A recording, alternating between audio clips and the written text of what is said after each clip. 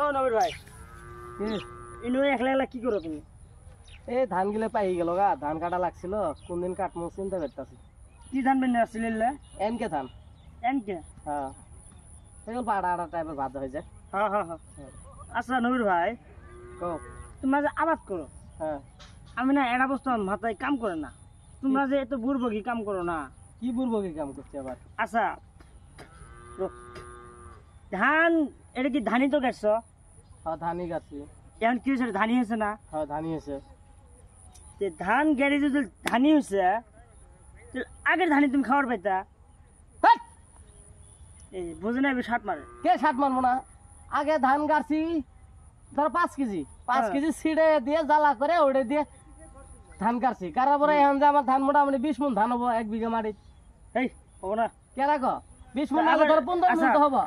গাড়ছিলাম 5 KG, মোট 15-20 মণ হয়ে যাবো। তুমি কি বেটিলে 20? আমি তোমাকে 15-20 মণ হবো। খাটনি কিরম করছো, কষ্ট কিরম করছো? কষ্ট তো যাবে ভাই, পেটত কিছু দিবার গেলে অল্প কষ্ট করা লাগবে। বুঝছি তোমার কষ্ট দিয়ে আমি তোমাকে কই। হ্যাঁ 5 কেজি গাড়ছো, 5 কেজি ধানের দাম কিরম হবো? 500 টাকা ধরো। 5 কেজি ধানের দাম 500 টাকা ধরো। 15 মণ যে ধান হবো, হ্যাঁ 15 মণের ধান কত দাম কত হবো? 1000 টাকা মণ হলো 15,000।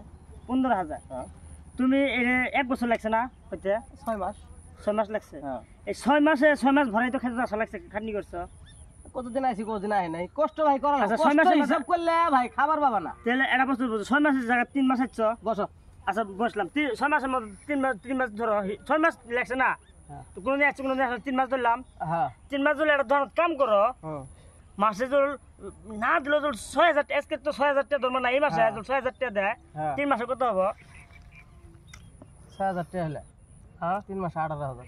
3 মাসে 18,000। এই 6 মাস গেছে না, 6 মাসে কত হবো? 15,000 এলো।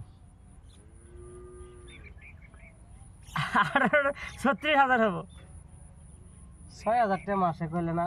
হ্যাঁ মাসে তো 6,000 টাকা হয় 3 মাস। 6 মাস 6 মাসে 6 মাস আবাদ করছো না? 36,000। হ্যাঁ 36,000। তো এই ধান বেশি পাবা তুমি কত? 15,000। হ্যাঁ তোমার এত কষ্ট করলে বেকার, হ্যাঁ। আরো ফিরে গেলে 5 কেজি ধান দিয়ে ধানি বানাইলে তোমার কষ্ট করে লাভটা করে হলো, আমাকে লাভটা দেওয়া হতো। বসো, তোমাকে একটা কথা কমো, তুমিও বুঝবা।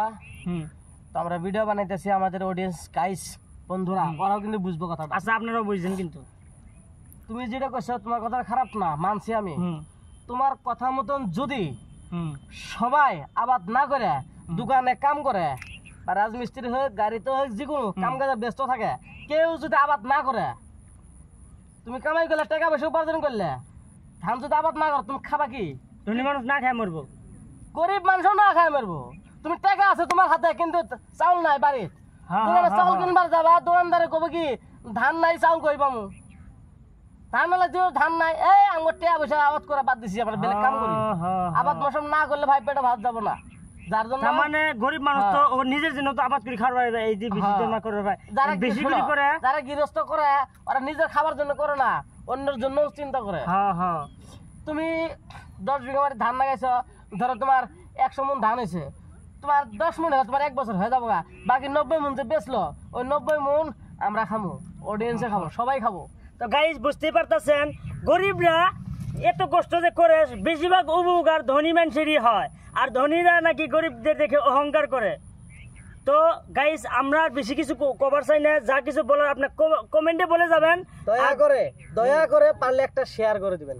আচ্ছা, আর এরকম ভিডিও দেখতে চাইলে অবশ্যই ফলো করে আমাদের পাশে থাকবেন। ধন্যবাদ।